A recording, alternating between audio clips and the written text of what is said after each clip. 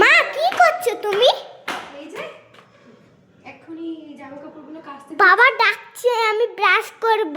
আমি ব্রাশ এখনো করিনি। আমি জামা কাপড়গুলো কাচতে দিচ্ছি। সকালে ঘুম থেকে উঠে প্রথম কাজ জামা কাপড় কাচতে দেওয়া। হ্যাঁ। কাচতে দিয়ে তোমাকে ব্রাশ করে দেবো। সেটাই।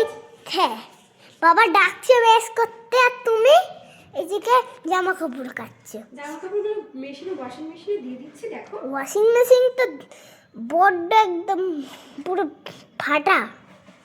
ওয়াশিং মেশিনে দিয়েছি। এটা এটা এই ওয়াশিং মেশিনটা 1 লাখ দাম। 1 লাখ? হ্যাঁ। তাই তুমি কিনে দিয়েছিলে? হ্যাঁ, আমি কিনে দিয়েছিলাম। আচ্ছা, এ দেখেন গাইস, জামা কাপড়, ওদিকে ঠাকুর ঘর, এদিকে ছাদ। এত ছোটখাটো ছাদ। তোমাদের ছাদটা দেখাচ্ছি।